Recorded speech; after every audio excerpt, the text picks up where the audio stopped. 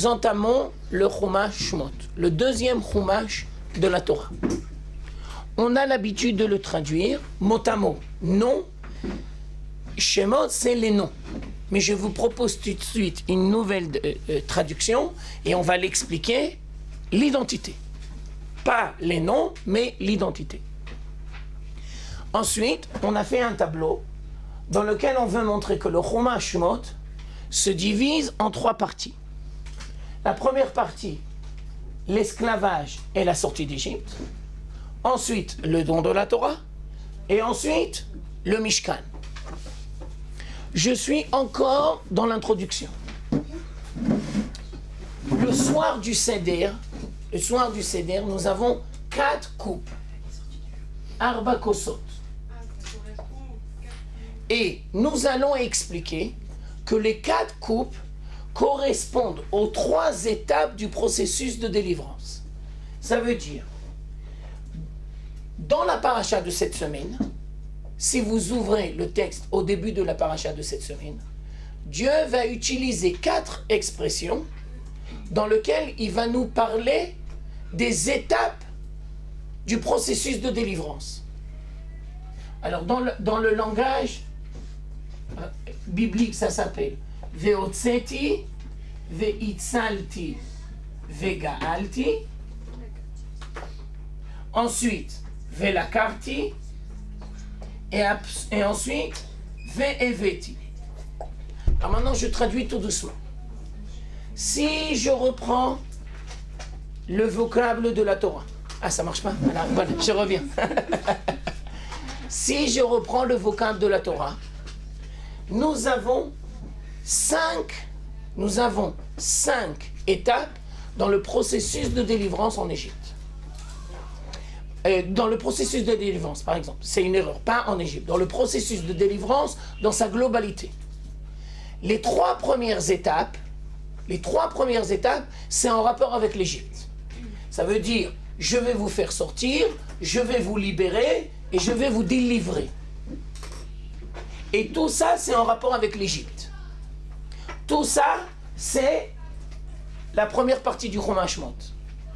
Ensuite, Velakarti, je vais vous prendre en tant que peuple. Ça veut dire, je vais vous donner la Torah. Et ensuite, je vais vous faire venir en Eretz Israël. Vous allez construire le Mishkan. Et le Mishkan deviendra sanctuaire en Eretz Israël. Alors, si je récapitule tout ce que je viens de dire, je vais le récapituler très facilement. La sortie d'Égypte n'est pas une fin, mais c'est la première étape dans le processus de délivrance. Je reprends. La sortie d'Égypte n'est pas une fin en soi, mais la première étape dans le processus de délivrance. Je m'excuse de vous donner cette image, mais c'est une image très précise. La choupa, c'est le début. Ah ben oui, c'est pas la fin. Tout commence. Il faut commencer à bosser. C'est pas parce que maintenant tu te maries que ça y est, tu te tournes les pouces. Le boulot commence. Ça veut dire, la sortie d'Égypte, ce n'est pas le but. C'est la première étape. Et donc, il y a tout un processus de délivrance.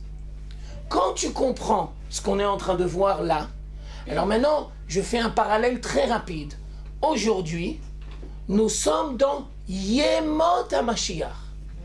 C'est-à-dire quoi, Yemot HaMashiach? Le processus de l'avènement du roi Mashiach. Le processus est entamé, mais tu comprends qu'il y a un processus. Le Mashiach, c'est pas encore dévoilé, d'accord? Ça veut dire l'étape où le roi se dévoile, elle n'est pas encore arrivée. Mais le processus, il a commencé. D'où on apprend ça? On apprend ça du Chumash Shemot. Et on apprend ça des vers du soir du Seder. Parce que le soir du Seder, nous avons 4 vers. En fin de compte, il y en a 5, parce qu'il y a le vers de Eliaou. Alors en fin de compte, j'aurais dû dire 5 vers. 5 vers, ça veut dire 5 étapes. D'accord? Jusqu'à là, c'est clair? Ok.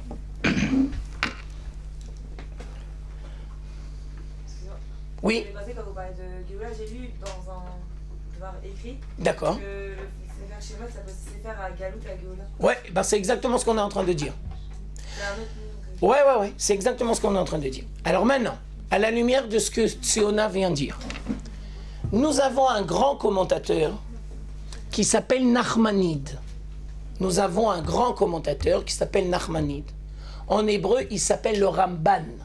Pas Maïmonide, pas le Rambam, mais le Ramban, avec un Noun. Et alors, comme dit très justement Tziona, il va donner un nom au Chumash Shmot. Et comment il va l'appeler? Il va l'appeler Chumash HaGeoula. Chumash Shmot, Chumash HaGeoula. Ça veut dire quoi? Alors, on explique première dimension. Le processus de délivrance a plusieurs étapes. La sortie d'Égypte, c'est une des étapes. Et donc, tout le Chumash, il s'occupe du processus de délivrance et les 3 étapes. Ça veut dire que tant que tu n'arrives pas à la dernière étape, eh ben, le processus n'est pas terminé. D'accord? Et à vrai dire, quand on arrive au Mishkan, tant qu'il n'est pas en Eretz Israël, c'est pas fini. Nachon. Mais maintenant, je voudrais approfondir. Si maintenant je prends la Bible, l'esclavage en Égypte, c'est combien de temps? 210 ans. L'esclavage en Égypte, 210 ans. Alors, à la lueur de ce que Nachmanide veut nous dire, que le Chumash Shmot, c'est le Chumash de la Géoula. Combien de chapitres nous avons qui s'occupent de l'esclavage? Réponse 1. Le premier. Ça veut dire que tu ne dois pas voir dans le processus l'esclavage, mais tu dois voir l'esclavage comme étape dans le processus de délivrance. Je tiens à préciser qu'à la fin du premier chapitre, c'est le dernier décret de Pharaon, tu jettes tous les enfants dans le Nil. Et le deuxième chapitre, c'est la naissance de Moshe. Ça veut dire la naissance du libérateur. Et avec la naissance de Moshe et la naissance du libérateur, on commence le processus de délivrance. Donc tu vois bien une nouvelle fois que dans la Bible, on va consacrer uniquement un chapitre à 210 ans pour bien te montrer que l'accent, il n'est pas sur l'esclavage, mais l'accent, il est sur le processus de délivrance. Toi, tu dois comprendre qu'il y a un processus. Jusqu'à là, c'est clair? D'accord. Alors maintenant, je voudrais, avec votre permission, toucher 2 ou 3 dimensions très importantes du Chumash Shmot. Première dimension. Nous avons dit qu'il faut traduire les noms comme identité. Et pas simplement les noms. Ça veut dire quoi, identité? Alors maintenant, j'explique. L'Égypte, c'est le premier exil. Oui, on n'est pas chez nous. L'Égypte, c'est le premier exil. Quand on est juif en exil, c'est quoi le grand problème? Réponse, la double allégeance. Ça veut dire, comment tu te définis? À qui tu appartiens? Ça veut dire, je précise, tu es français de religion juive? Réponse, non. Je n'ai jamais été français et je ne voudrais jamais être français. Alors qui tu es? Je suis d'abord et avant tout juif. De passage en France. Je remercie l'État français de nous accueillir. Mais je tiens à préciser que la double allégeance, c'est quelle est ton identité? Comment tu te définis? À qui tu appartiens? Alors quand on est en exil, la grande question, c'est est-ce que tu es juif francophone ou bien français de religion juive? Ça veut dire comment toi tu t'es défini. Maintenant je vais plus loin dans mon analyse. Ce n'est pas simplement comment le juif se définit, mais c'est aussi comment les goïms vont se positionner par rapport aux juifs. Et maintenant, je voudrais poser une grande question. Est-ce que il y a un rapport entre comment les Juifs se définissent par rapport à eux-mêmes et comment les Goïm définissent les Juifs? Oui. Mais évidemment. Alors maintenant, je voudrais que l'on rentre dans le texte. Et je voudrais vous montrer dans le texte. Malheureusement, je l'ai toujours dit et je le redis encore une fois, la grande catastrophe, c'est que les Juifs ne prennent pas le temps d'étudier correctement la Torah. Ça, c'est une catastrophe. C'est la plus grande catastrophe. Tu ne prends pas le temps d'étudier dans la Torah correctement. Parce que si tu prenais le temps d'étudier correctement la Torah, tu t'apercevrais que tous les problèmes de fond, ils sont déjà dans les textes. Alors maintenant, je voudrais que vous ouvrez toutes. C'est obligatoire. C'est la seule fois que je fais obligatoire. Le Chumash Shmot au premier chapitre. Et on va voir le verset 7. Non, ça c'est Bereshit. Bereshit. Il n'y en a pas. S'il n'y en a pas, alors on va faire... vos complets, ouais, peut-être dans les bleus et dans les marrons, d'accord? Alors, je vous invite fortement à ouvrir le texte après le cours, pour que vous voyez de vos propres yeux. Alors maintenant, j'explique. Au premier chapitre, le verset 7 va nous annoncer la reproduction de la communauté d'Israël. Shemot, Aleph, Zain. Qui veut lire en français ou en hébreu le verset? Moi, je le lis en français. En français. Je te remercie, Lévana. Alors, on écoute Lévana, d'accord? Vas-y. Or, les enfants d'Israël avaient augmenté et abondé, s'étaient multipliés et étaient devenus très très puissants. Et le pays fut rempli d'eux. Il a fait merde. Ça veut dire, le verset nous apprend une nouvelle dimension, que la communauté d'Israël se reproduit de manière miraculeuse en Égypte. On n'est pas chez nous, mais il y a une reproduction miraculeuse. D'accord? Ok. Je tiens tout de suite à préciser que ce phénomène-là est un phénomène qui sort de l'ordinaire. Pourquoi? Quand on est en exil, quand on n'est pas chez nous, une minorité, qu'est-ce qui se passe généralement? Elle disparaît. En Égypte, c'est le contraire. Il y a une minorité au début, on est 70, et il y a un processus qui fait que l'on se multiplie. Bien entendu, on ne doit pas voir derrière cette multiplication uniquement une reproduction matérielle, ça veut dire le nombre de juifs, il a grandi, mais on doit comprendre qu'il y a une identité juive qui est en train de naître en Égypte. Qui veut lire le verset 8? Qu'est-ce que va dire Pharaon? Vas-y, dis Lévana. Un nouveau roi se leva Un nouveau roi est en train de se présenter. sur l'Égypte, qui ne connaissait pas Yosef. Ensuite, vas-y, continue. Il dit à son peuple, Il dit à son peuple. voici le peuple des enfants d'Israël. Il a fait merde, ça suffit. Iné Am Bene Israël. Ça veut dire la première fois dans la Torah que le vocable Am Bene Israël est mentionné, c'est dans la bouche de Pharaon. Ça veut dire que les Goïm ont senti, ont compris, ont perçu qu'à travers la reproduction quantitative, il y a une nouvelle identité qualitative qui est en train de se présenter devant eux. Et la sortie d'Égypte, c'est la naissance de la communauté d'Israël. Oui. Maintenant, là, on est à la fécondation. On n'est pas encore à la naissance. Alors, la reproduction de la communauté d'Israël en Égypte, pour l'instant, on est à la fécondation. On n'est pas encore à la naissance. La naissance, c'est la sortie d'Égypte. Et Pharaon comprend, Pharaon sent.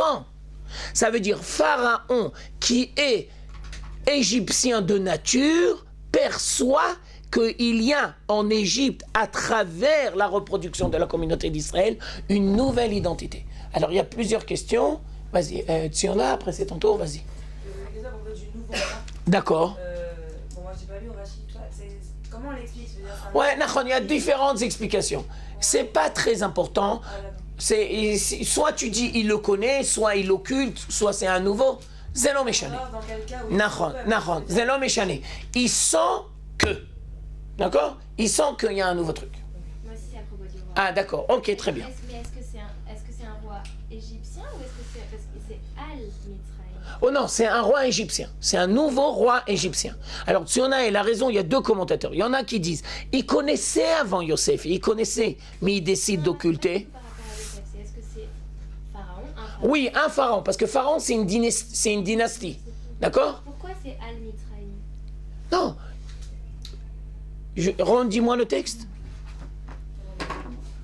C'est Meler Al-Mitzrayim, ça veut dire sur l'Égypte. sur l'Égypte. Sur l'Égypte. Non, il règne sur l'Égypte. Ah, vas-y, vas-y. Ce qui est perturbant dans ce que vous avez dit, c'est qu'il Ouais. voit en fait qu'il y a un âme qui se crée, une entité qui se crée, parce qu'on se multiplie et nous on est caractérisé par le fait que c'est pas la quantité qui compte, c'est la qualité. Alors. Génial, génial. Garde ça pour plus tard. Alors maintenant, regardez bien. Maintenant, on va approfondir le texte. La dernière partie du texte, il y a marqué Vatimale à Aretz Otam. La terre d'Égypte s'est remplie des Juifs. Vatimale à Aretz Otam. Alors maintenant, on va expliquer de différentes manières cette expression biblique. Vatimale à Aretz Otam. Première explication. À l'époque de Yosef, les Juifs, où ils habitaient? À Goshen. Et on a expliqué dans les cours précédents que l'intention de Yosef de mettre les Juifs à Goshen, c'était pourquoi? Pour préserver, pour ne pas tomber dans l'assimilation. Mais maintenant, il y a un nouveau problème. Les Juifs se reproduisent. Alors il y a un problème de logement. Les Juifs ne peuvent plus habiter que à Goshen. Goshen est trop petit. Alors qu'est-ce que font les Juifs? Ils commencent à habiter dans toute l'Égypte. Ça, c'est le sens premier du verset. Alors qu'à l'époque, ils habitaient Goshen, maintenant, on habite dans toute l'Égypte. Parce que Goshen est trop petite. Maintenant, le Midrash. Alors là, le Midrash, il est ahurissant. Première version, Midrash Rabbah. Sur ce verset-là, je vous dis en hébreu et après on va voir la traduction. Keshemet Yosef Hatzadik Eferu Brit Mila Ve'amru Niye Kamitzrim. Qu'est-ce que viennent de dire les Chachamim? L'intention profonde des Juifs d'habiter en Égypte, l'intention profonde des Juifs d'habiter dans toute l'Égypte, ce n'est pas uniquement un problème de logement, c'est un problème d'assimilation. L'assimilation ne commence pas dans le 19e siècle et le 20e. La première assimilation en Égypte. Si tu ne connais pas le Chumash Shemot, c'est une erreur tragique parce que l'assimilation commence avec l'Égypte. Je reprends le texte dans le Midrash. Quand Yosef est décédé, entre parenthèses, et toute sa génération, les Juifs ont arrêté de faire la Brit Mila. Pourquoi la Brit Mila? C'est très clair. C'est le Midrash. C'est le Midrash. Il dit quand Yosef est décédé, les Juifs ont arrêté de faire la Brit Mila. On approfondit dans un processus d'assimilation. Ne pas faire la Brit Mila, c'est le début ou la fin? Mais c'est la fin. Ça veut dire, si tu prends un exemple, aujourd'hui, un Juif qui est appelé laïque, il fait la Brit Mila, oui ou non? Mais bien sûr, à 95%. Ça veut dire quoi? Ça veut dire que Shabbat est caché depuis bien longtemps. Ça veut dire que l'Égypte, au lieu de préserver l'identité juive, les Juifs commencent à s'assimiler. Étant donné que le peuple n'est pas encore né entre eux. Non, alors mais ils avaient le patrimoine culturel, Abraham, Yitzhak et Yaakov. Maintenant, je continue. Et qu'est-ce qu'ils ont dit? Niye kamitzrim. Nous voulons devenir des Égyptiens. Ça veut dire que le Chumash Shmot, c'est le Chumash de l'identité. Et le juif se doit de choisir quelle est son identité. Est-ce que tu fais partie de la société égyptienne, avec tout ce que ça engendre, ou bien tu te définis d'une autre manière? Nous allons encore plus loin dans notre analyse.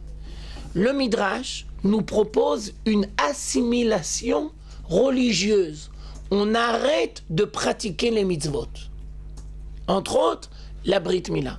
Maintenant, si tu prends un autre Midrash qui s'appelle Yalkut Shimoni, alors là-bas il y a marqué Nitmalu bate kirkasiot vetaatrot. Ça veut dire toutes les maisons de culture se sont remplies de présence juive. Ce n'est pas uniquement une assimilation religieuse, c'est une assimilation culturelle. Les Juifs abandonnent leur identité et ils sont en train d'adopter une nouvelle identité. Qui a vu l'idolâtrie aussi? Oui, bien sûr. Alors comment ça se fait que le pharaon il les remarque? Eh ben justement, génial, 2 minutes.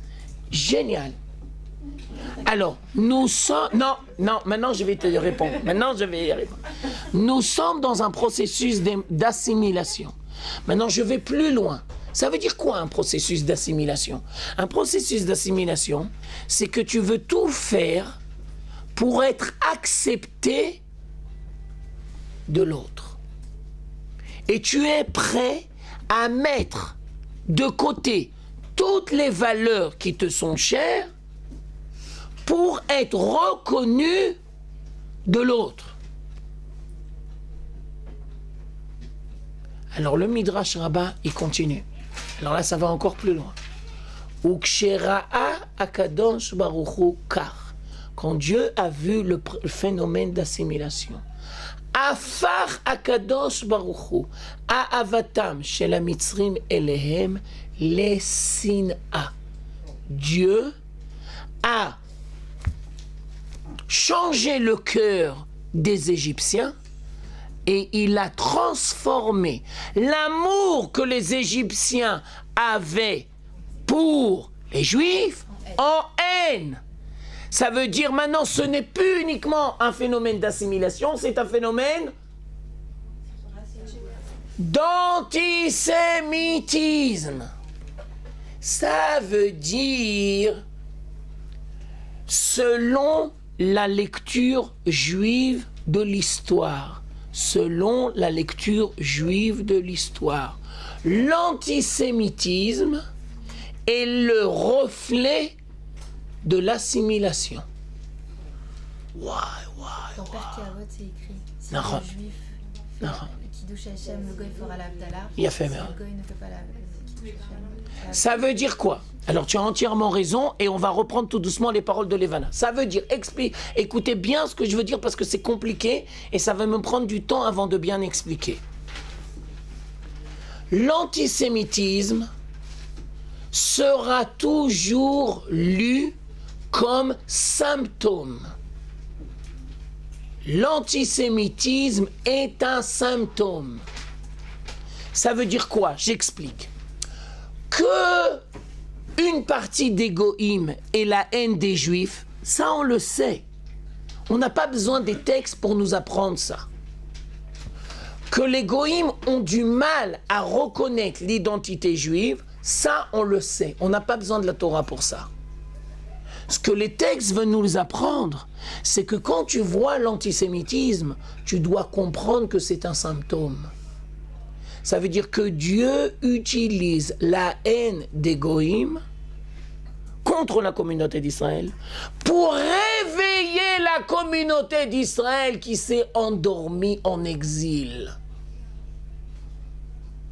Ouais, c'est très fort ça.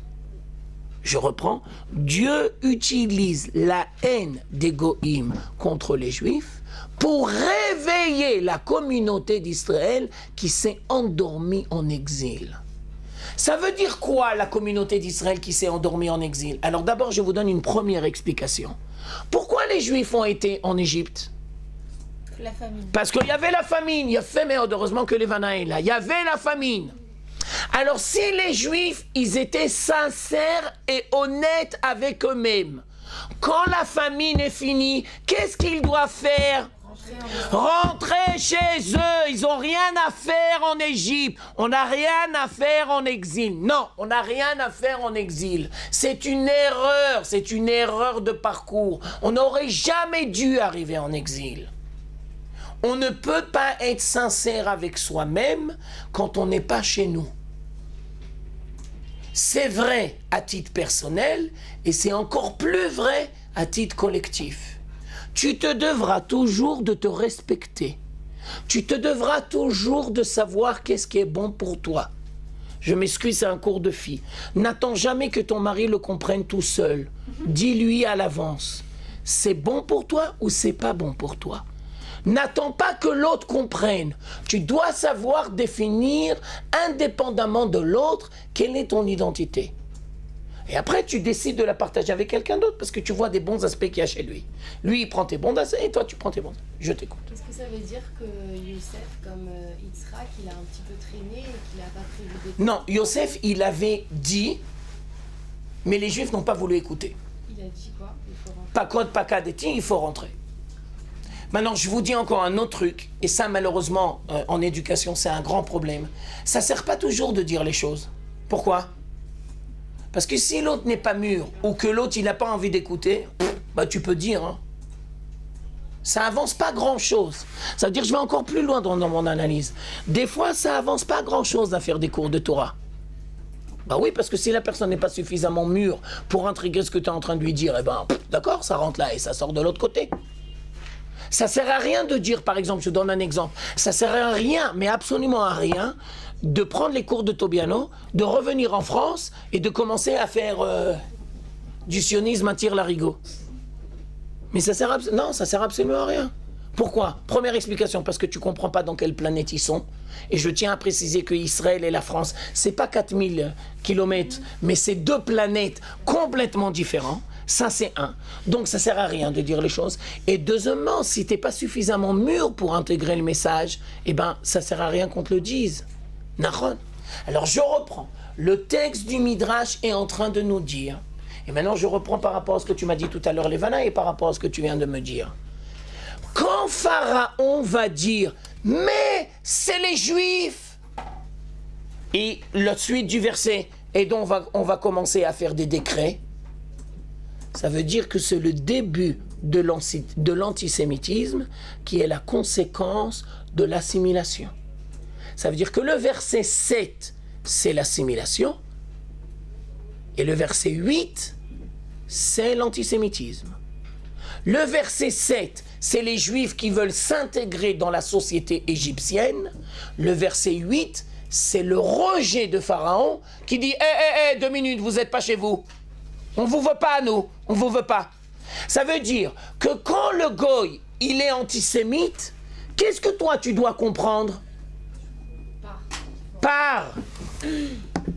Si le goy, il te dit, mais tu sais, mais toi, t'es pas français, mais on s'en fout de toi, mais dégage, t'es pas chez toi, reviens dans ta terre d'Israël, t'es pas chez nous, on t'en veut pas. Ça veut dire que toi, tu dois comprendre qu'il te dit d'une manière très dure ce que toi, t'aurais dû être capable de comprendre bien avant. Mais tant qu'il le dit pas, on peut rester chez vous. Non, ça veut dire que tant qu'il te le dit pas, tu dois y arriver par toi-même. C'est comme par exemple, une fois j'ai donné ce cours-là, alors il y a un monsieur, il est complètement ouf. Alors il m'a dit, monsieur Tobiano, alors peut-être il faut prier que Dieu fasse l'antisémitisme en France pour que les Juifs viennent en Israël. Mais t'es complètement fou, t'es complètement timbré. Tu sais ce que ça veut dire l'antisémitisme? Ça nous a pris 60 ans avant de se remettre de l'antisémitisme. T'es complètement fou, on ne dit pas une chose pareille. Qu'est-ce que tu proposes? Que le juif étudie la Torah et qu'il y arrive par lui-même. Ça veut dire que tu ne dois pas attendre que c'est l'autre qui va te dire qu'est-ce qui est bien pour toi, mais que toi, tu saches le définir indépendamment. Je vais vous dire la même chose sous une autre forme. l'exil matériel est toujours le reflet d'un exil spirituel. Exil spirituel, ça veut dire tu n'es pas fidèle à ton être. Exil matériel, tu n'es pas chez toi.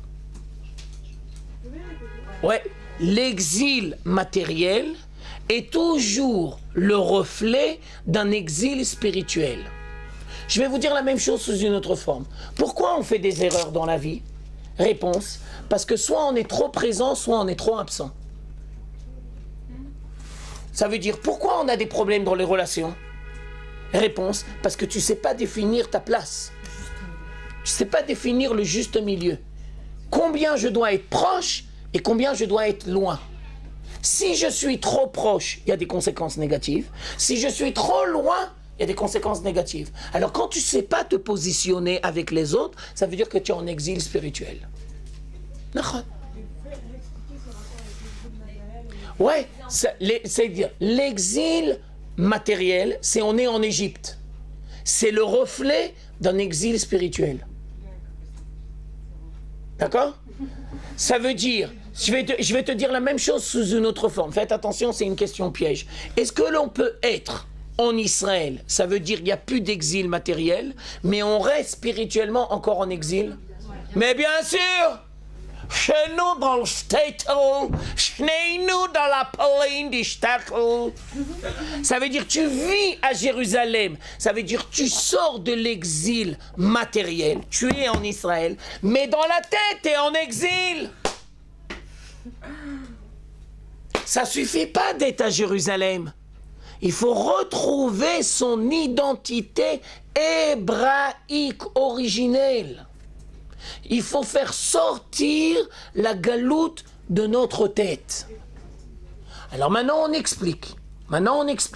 Pourquoi Pharaon décide de jeter tous les garçons. Alors je vous donne plusieurs explications que les Chachamim m'ont données. Première explication. Les garçons, ça veut dire il n'y aura jamais de rébellion militarisée. Puisque c'est les hommes qui prennent les armes. Tous les garçons, on les liquide. Donc, il n'y a aucune chance de s'en sortir. Donc, il n'y aura pas le ghetto de Varsovie. Non, il n'y aura pas le ghetto de Varsovie. Je les élimine dès le départ. J'empêche cette possibilité de prendre les armes et de se révolter. Deuxième explication. Mais alors, pourquoi tu laisses les femmes vivantes? Réponse, les femmes, on se les accapare. Ça veut dire que toute la communauté juive est appelée à disparaître. Dans le programme égyptien, toute la communauté juive est appelée à disparaître. Ça s'appelle solution finale. Vas-y. Mais si l'identité passe par la femme, alors du coup... Ouais, mais eux, ils ne savent pas, les Égyptiens. Toi, tu dis ça parce que tu es une juive intelligente, mais les Égyptiens, ils ne savent pas ça. Les Égyptiens sont persuadés que si la femme est juive, alors l'enfant est égyptien. Non, ça arrivait à Matan Torah.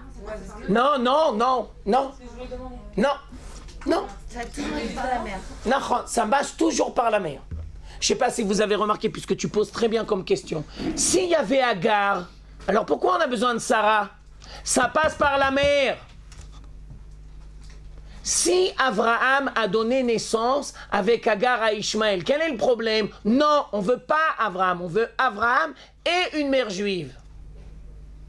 Ah, et Sarah, elle a cru que c'était... Mais bien sûr, et donc Sarah au début, elle a cru que la postérité passerait par Abraham, et donc elle a donné Agar. Dieu lui dit non, non, non, non, non, je veux une femme juive, je veux une mère juive. Mais eux, ils ne le savaient pas.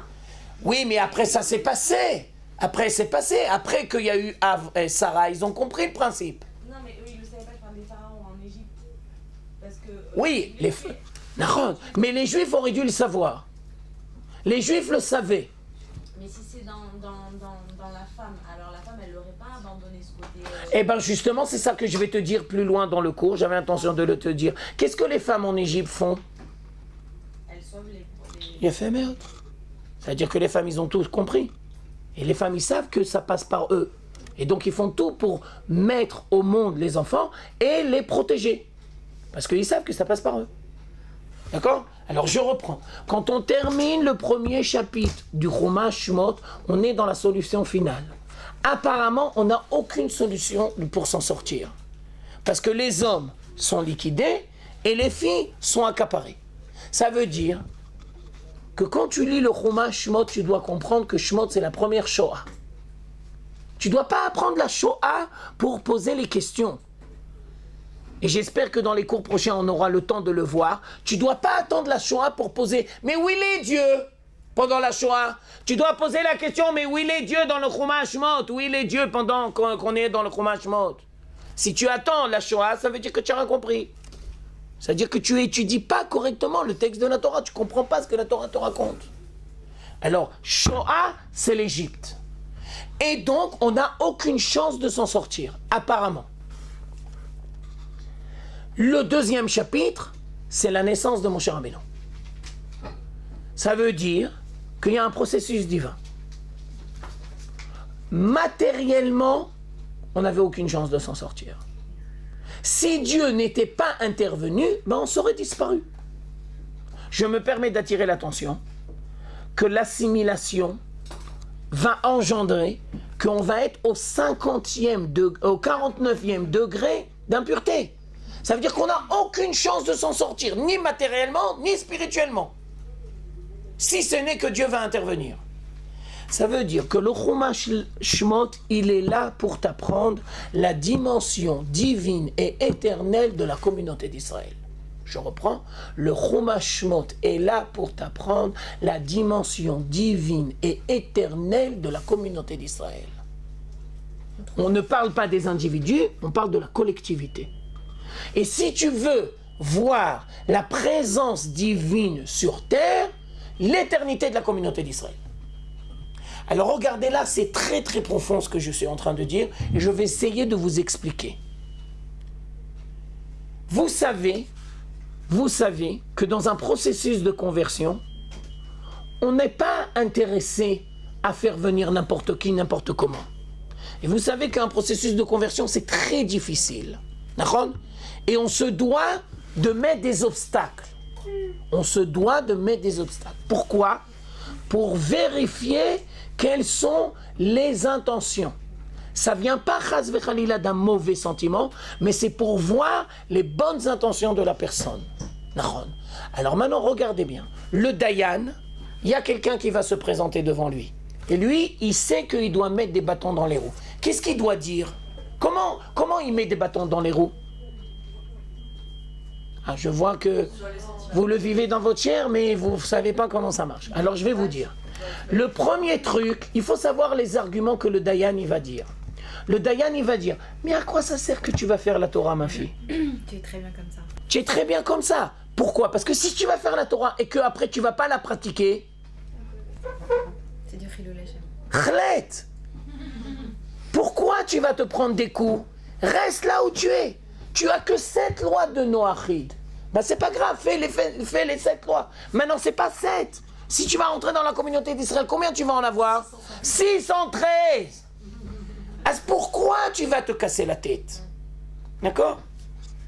C'est une très grande question. Est-ce que l'on peut ou est-ce qu'on doit convertir des gens en sachant qu'ils ne vont pas faire la pratique des mitzvot ? Ça, c'est un très grand sujet et on ne va pas rentrer là-dedans. Mais je dis, premier argument, tu dis, mais à quoi ça sert, tu vas faire. Mais il faut savoir qu'avant l'argument religieux, il y a un autre argument qui est beaucoup plus important. Il y a Fémérod Delphine. Pourquoi tu vas te greffer à la communauté d'Israël ? Et tu vas t'exposer à quoi ? À l'antisémitisme. Ça veut dire que tu dois comprendre que le Chumash Shemot, c'est l'identité collective. D'abord et avant tout. Avant même le don de la Torah. Le don de la Torah, c'est après. L'Égypte, c'est l'identité collective. Tu fais partie d'un peuple. Et tu t'exposes à la haine des goïms. Alors quand il y a quelqu'un qui veut se convertir, on doit lui dire, mais à quoi ça te sert ? À quoi tu vas t'exposer à la haine des goïms ? Maintenant, je m'excuse de dire, mais la haine des goïms, il faut bien savoir, il faut mettre les points sur les i. Ça s'appelle Bat-Yam. Vous avez entendu hier les nouvelles ? Le bus, c'est ça la haine des goïms. qu'il y a quelqu'un qui a mis un explosif, un collet explosif dans un bus, et à la dernière seconde, il a fait sortir tous les gens, et le bus, il a tout explosé, et par miracle, personne n'a été. D'accord ? Mais si tu poses la question, si tu me poses la question, pas maintenant, en 2013, mais il y a 10 ans, eh bien, il y a 10 ans, on se faisait exploser dans les rues de Jérusalem et de Tel Aviv. D'accord ? C'est-à-dire, quand on parle de la haine des goïms, il faut bien mettre les points sur les i. Alors, je tiens à préciser que dans l'identité juive, il y a 2 étapes. La collectivité et la Torah. Mais d'abord et avant tout, la collectivité. Ça veut dire, un juif qui ne fait pas les mitzvot, qu'est-ce que tu dois voir en lui ? Qui reste juif. Tu ne dois pas dire c'est un goy, tu dois dire c'est un juif parce qu'il fait partie de la communauté d'Israël. Alors à ce moment-là, c'est pas un juif, c'est quelqu'un qui fait partie de la communauté d'Israël. Parce qu'un juif, c'est pratiquer leur religion. Non, justement, tu dis maintenant le contraire. Non, oui, mais alors on n'utilise pas les mêmes termes. Parce que... Un juif, c'est quelqu'un qui a eu une mère juive. Après, il va prendre sur lui de dévoiler son potentiel à travers la pratique des mitzvot. Mais s'il ne fait pas la Torah, s'il ne fait pas les mitzvot, il a en lui ce potentiel. Alors comment on peut différencier le mot juif et le mot peuple d'Israël? C'est les mêmes mots. Ça veut dire, ta question est très bien. Les goïms ont vu dans le judaïsme une religion. Et nous, on voit l'appartenance à un peuple. C'est complètement différent. D'accord ? C'est complètement différent. Puisque tu poses une très bonne question, le christianisme a prétendu, puisque vous êtes partis en exil, ça veut dire que vous ne faites plus les mitzvot. La conclusion, Dieu vous a abandonné. Et nous, on dit, avant les pratiques de la mitzvot, il y a l'appartenance à la communauté d'Israël. Ça, c'est immuable. Ça, c'est l'Égypte. Ça, c'est pour toute la vie. Après, il y a la pratique des mitzvot. Tu voulais dire un truc? Oui. Je reviens un petit peu en arrière. Ouais, vas-y. Le reflet de... Non, l'antisémitisme est le reflet de l'assimilation. Ouais. Mais est-ce que ça veut dire que s'il n'y avait pas d'assimilation, si on était soudés comme un peuple ensemble à accomplir des mitzvot, etc., il n'y aurait pas d'antisémitisme? Ouais, non, il n'y aurait pas. Il n'y aurait pas jamais de... Non. Non. Je vais te donner 3 exemples qui vont exprimer ce que je veux te dire. S'il y a des divorces, ça veut dire quoi? Ça veut dire qu'il n'y a pas une bonne entente. Quand il y a une bonne entente, il y a des divorces? Non. Maintenant, on continue. S'il y a une bonne entente entre un homme et une femme, ça veut dire que chacun accepte la différence de l'autre? Ouais. Ça veut dire le divorce, c'est l'incapacité de reconnaître le droit à la différence. Alors pourquoi, par exemple, en France, on reproche aux Juifs d'être trop communautaristes, trop entre eux, etc. Si justement ils veulent pas, si notre assimilation, elle conduit justement à, je pense que la Shoah, c'était aussi une conséquence de... Bien sûr. Alors pourquoi aujourd'hui ils reprochent ça? Eh bien justement, ils vont nous dire, si vous êtes tellement communautaire, qu'est-ce que vous faites là? Ça veut dire, le goy, il te dit, si vous vivez tellement bien entre vous, ensemble, eh bien continuez chez vous. Et nous, on va lui dire, monsieur, vous avez raison. Parce que la communauté d'Israël, c'est le reflet du peuple. Maintenant, je vais te dire encore plus loin que ça. Ça, c'est une phrase dure, mais c'est pour bien expliquer le principe. Si chas vechalila, il y a une guerre qui explose, alors toute la communauté se serre les coudes. D'accord? Et des fois, ça peut arriver malheureusement que quand il y a le shalom, tout le monde se bouffe. Alors qu'est-ce que tu proposes? Réponse. Qu'on n'a pas besoin de guerre pour comprendre qu'on doit vivre soudés ensemble. Une tempête de neige, ça fait l'affaire. Voilà, Nahon. Tu as tout compris. Nahon. Tu as entièrement raison. C'est comme quand on se retourne vers Dieu quand on va mal plutôt que quand on va bien. Yafé Meod, c'est le même principe. C'est exactement le même principe. Ok? Alors maintenant, je continue le cours que je suis en train de vous faire. Si on est dans un processus d'assimilation, jusqu'à où ça va? Alors ça, c'est très dur à dire, mais n'empêche que c'est la vérité. Alors on ne peut pas se cacher la vérité, même si c'est très dur. Puisque la communauté d'Israël est en train de s'assimiler,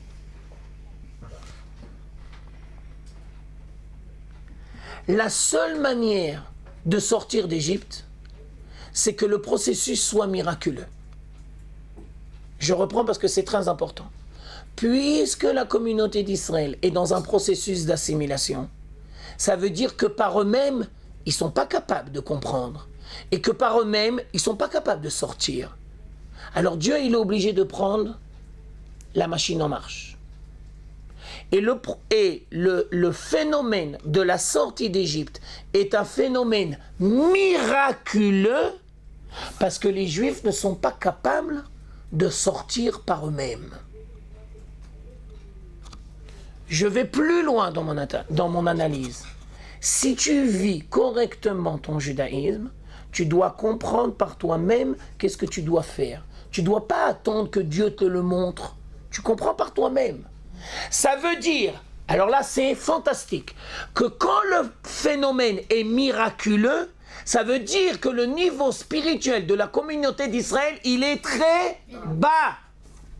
On était au 49e degré d'impureté. Puisqu'on était au 49e degré d'impureté et qu'on n'est pas capable de le comprendre par nous-mêmes, alors Dieu n'a pas le choix, il le fait de manière miraculeuse. Ça veut dire, alors maintenant je renverse la machine parce que c'est renversant. Si aujourd'hui le retour de la communauté d'Israël se fait de manière naturelle, ça veut dire quoi?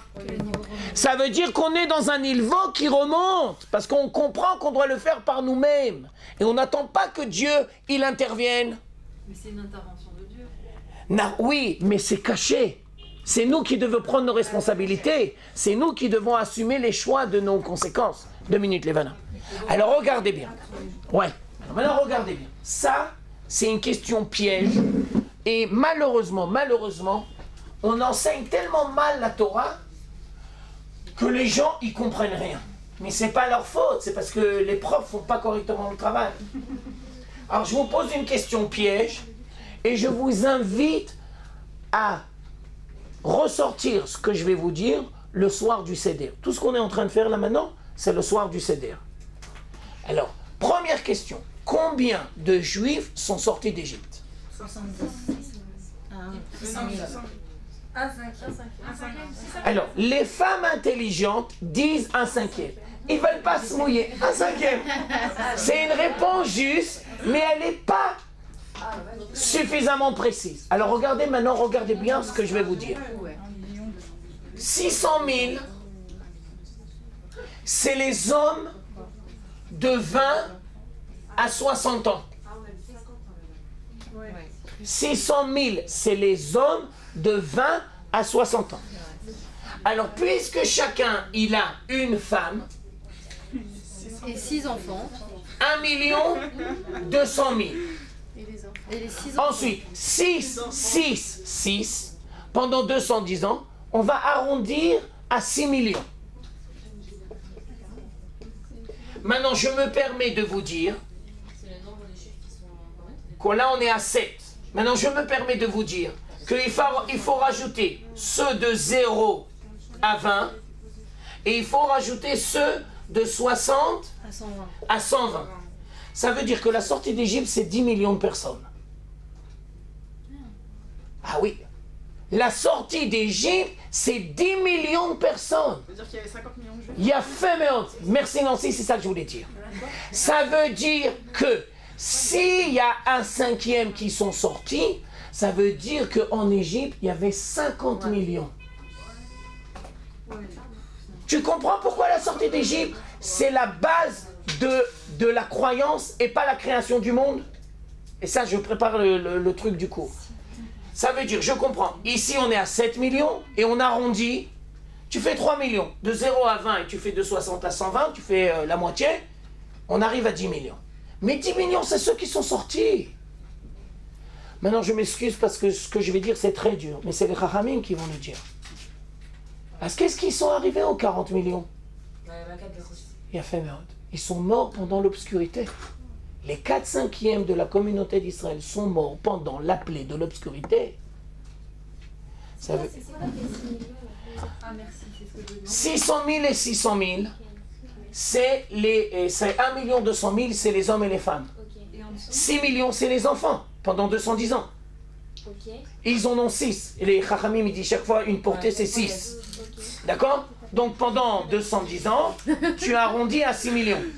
Ensuite, tu rajoutes de 0 à 20 et de 60 à 120. Tu fais la moitié. Donc c'est 10 millions. D'accord? Et ça ne comprend pas le RRF? Non. Non. En plus de ça, il y a le RRF. Très bonne intervention. C'est péjoratif le RRF. Non, c'est comme ça que ça s'appelle. Elle a raison, c'est comme ça que ça s'appelle. Alors maintenant, je reprends ce que je suis en train de dire. Je reprends l'idée essentielle du cours. Oui, 2 minutes. Je reprends l'idée essentielle du cours. Le livre de Shemot, c'est le livre de l'identité. Pas les noms, pas uniquement les noms, mais l'identité. Et donc, l'identité, quand on est en exil, tu dois apprendre à choisir quelle est ton identité. Et donc, on explique que la communauté juive en Égypte n'a pas été capable de faire le pas. Et donc, pendant les ténèbres, nous avons 40 millions de juifs qui sont décédés pendant les ténèbres. Et nous avons que 10 millions qui sont sortis. Je m'excuse de dire, mais c'est ahurissant. Parce que ça voudrait dire quoi? Ça voudrait dire... Ça voudrait dire que beaucoup de gens ne sont pas capables de faire le pas.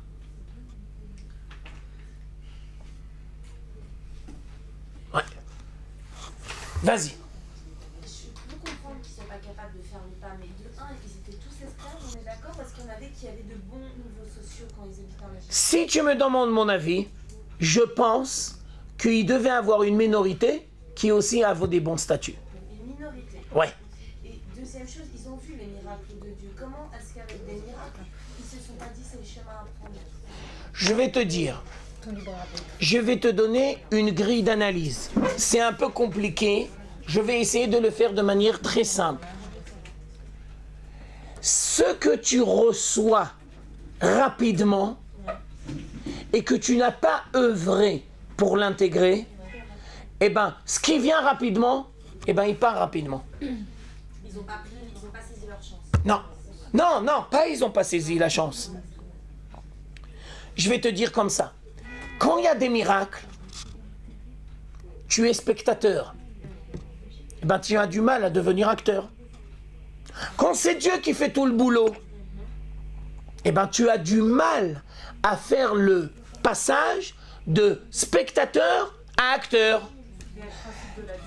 Il y a fait méhot. Et à la fin de la sortie d'Égypte, quand Dieu a fait tous les miracles, Dieu maintenant il dit, mes amis, jusqu'à présent vous étiez spectateurs, je vous invite à être acteurs.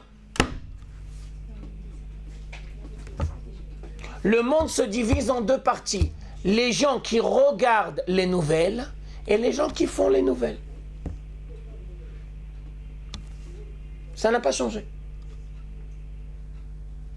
Ça n'a pas changé. Vas-y.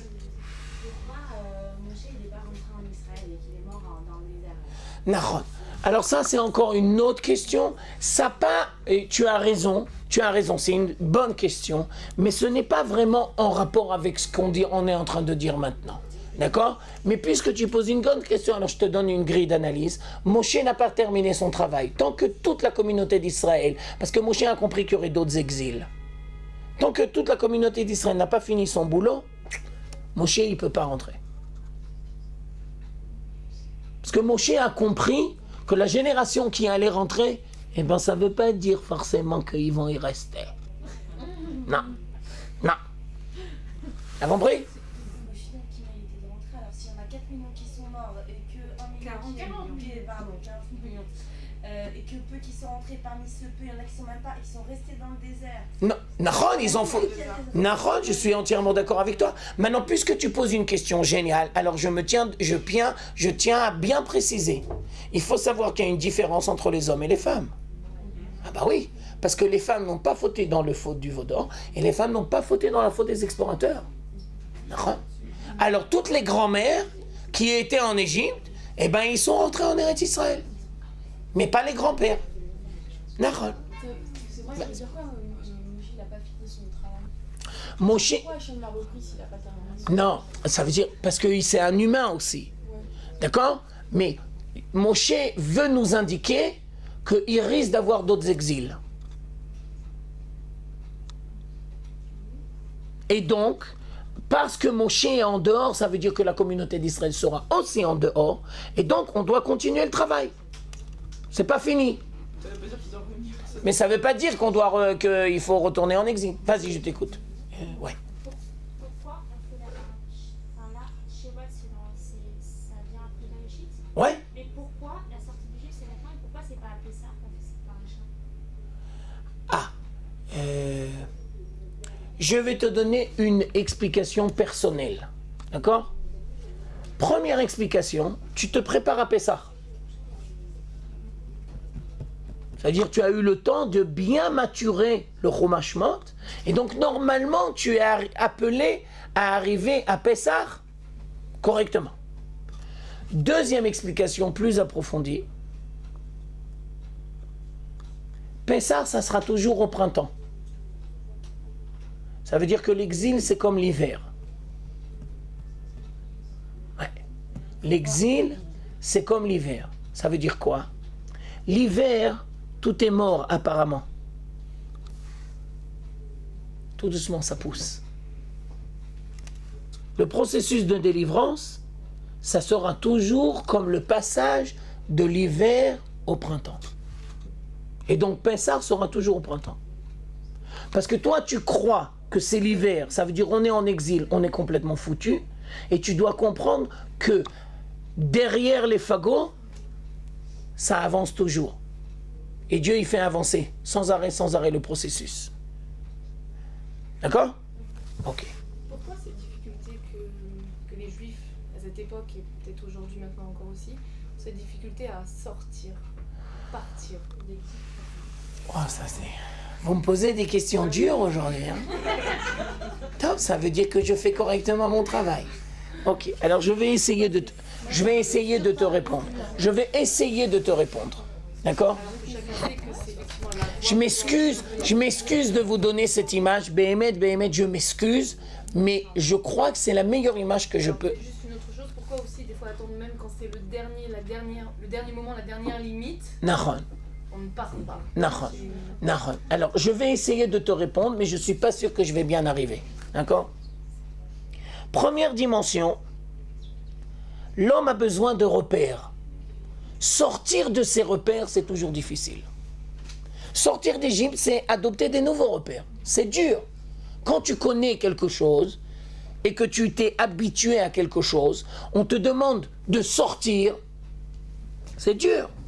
C'est comme par exemple, tu prends un texte de la Torah. Tu as l'habitude de le lire avec Rashi. Pendant des années, tu lis Rashi. Maintenant, vient ton bien et te dit, non, laisse tomber pour l'instant Rashi. Tu as entièrement raison. Quand la cavote que tu as lu Rashi, mais maintenant, je voudrais te présenter Nachmanide. Mais moi, je peux pas. J'ai Rashi dans la tête. Je peux pas faire Nachmanide. J'ai Rashi dans la tête. Non. Rashi, c'est Metsuyan. Mais maintenant, tu dois apprendre Nachmanide. L'année prochaine, je te donnerai Sforno, au Rabbi Chaim, tous les Mefarshim. Tu comprends? C'est dur de... Ça, c'est un. L'habitude. 2, tu dois aller vers le néant. Tu maîtrises pas tout. C'est ce que tu perds aussi. Voilà, il y a fait merde, Levana. Merci beaucoup, Levana. Elle a dit une formule géniale. Tu sais ce que tu perds, mais tu sais pas forcément bien définir ce que tu vas gagner.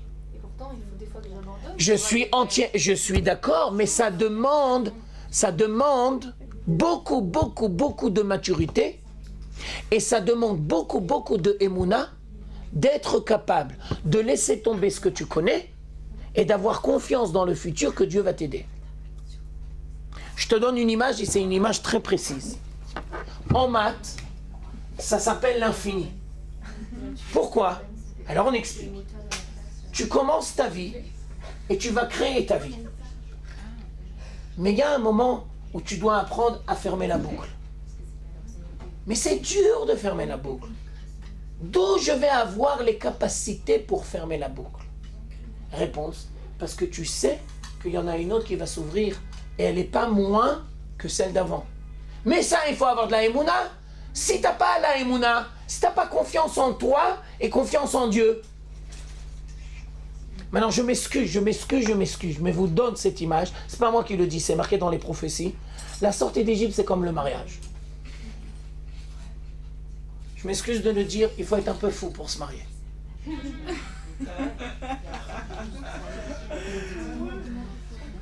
Parce que tu sais ce que tu abandonnes. Je sais pas ce que tu veux dire. Mais, non, c'est toi qui l'as dit, lancé. Ouais. Moi, j'ai pas dit comme ça. Mais oui, ce que je vais dire, c'est que quand tu passes dans sous la roupa, c'est comme se jeter un peu dans la mer Rouge. Donc il faut avoir minimum de émouna. Il faut avoir de émouna et bitocha. D'abord, je tiens à expliquer pour bien que tu comprennes mes paroles. La émouna, c'est d'abord avoir confiance en toi. Et ensuite avoir confiance en l'autre. Et ensuite avoir confiance en Dieu. Bien sûr. Maintenant, il faut aussi savoir qu'il y a beaucoup de gens, hommes ou femmes, qui se marient. Mais en fin de compte, ils se marient pas parce qu'ils ont choisi, mais ils se marient parce qu'ils ne sont plus capables de rester seuls. Mais ça, c'est tragique. Ça veut dire tellement tu galères, alors tu te maries, mais pas pour l'autre. Et tu sais pas où tu t'embarques. Mais tu te maries parce que tu en as marre de galérer. Mais tu peux pas te marier parce que tu en as marre de galérer. Même si c'est difficile de galérer. Tu dois te marier parce que tu choisis l'autre. Bien sûr. Nahon, mais ça veut dire, je tiens à dire qu'il y a beaucoup de gens qui ne sont pas capables de se marier parce qu'ils ne choisissent pas l'autre. Tu ne fuis pas le célibat. Tu décides de te marier. Pas pareil du tout, bichlal. C'est deux choses complètement différentes. Et à vrai dire, on va dire comme ça, il y a beaucoup de gens qui se marient parce qu'ils ne sont pas bien avec eux-mêmes et ils ont l'impression que s'ils vont se marier, ça va faire avancer le schmilblick. Mais c'est une erreur très grave. Parce que si déjà quand ils étaient seuls, ça foire, alors à deux, ça va foirer encore plus. On va galérer. Exactement. Au lieu de galérer tout seul, on va galérer à deux. Mais nous, on est 22. D'accord, très bien. Ok, vas-y. La question elle est un petit peu délicate, mais je veux dire, l'exil, enfin, je parle aujourd'hui surtout, elle a une certaine influence aujourd'hui sur, on peut voir en Israël, le fait de revenir tous. Alors, est-ce que c'est pas aussi une forme, c'est très délicat ce que je dis, hein, je préviens tout de suite, mais c'est pas une forme aussi de galoute, enfin je veux dire, le fait qu'on soit là, mais qu'on reste quand même dans des pratiques qui sont justement pas dans le judaïsme ou autre chose. Alors, est-ce qu'on peut dire que c'est une forme de galoute et c'est un danger aussi? Non. Parce qu'on parle aussi de niveau d'impureté et c'est triste, mais peut-être pas autant qu'en exil, mais on en parle. Je suis entièrement d'accord avec toi. Ça veut dire, on va dire comme ça, que, tiens, on va dire encore plus comme ça. On va dire encore plus accentué. Où c'est plus dur d'être juif? En exil ou en Israël? Mais bien sûr en Israël. Mais bien sûr en Israël. Pourquoi? Parce que quand tu es en exil, tu es juif, ça veut dire quoi? Je suis pas goy. Mais quand tu arrives en Israël et que tu vois des milliards de juifs, alors toi tu vas te dire, mais pourquoi moi j'ai besoin de faire la Torah et les mitzvot? Mais ils vont m'ausoler ces rabbins. Mais il y en a marre. Laissez-nous vivre notre vie. On fait ce qu'on veut. Tu comprends? Donc bien sûr que c'est plus dur d'être juif. Mais bien sûr. Alors il faut faire un travail. C'est ce qu'on a dit. Que venir en Israël, c'est une renaissance spirituelle. Il faut refaire cette naissance spirituelle. Il faut rentrer dans la religion quand on revient en Israël? Excuse-moi. Ça veut dire qu'il faut rentrer plus profondément ou juste rentrer dans la religion quand on revient en Israël? Ça veut dire on doit retrouver une identité perdue. Et cette identité perdue, elle passe par le devenir de la communauté d'Israël, et ensuite elle passe par la Torah, et après elle passe par la pratique des mitzvot. Eh bien bien sûr, bien sûr. Et je suis rabbin de profession, tu peux pas me demander le contraire. C'est pas moi qui vais te dire le contraire.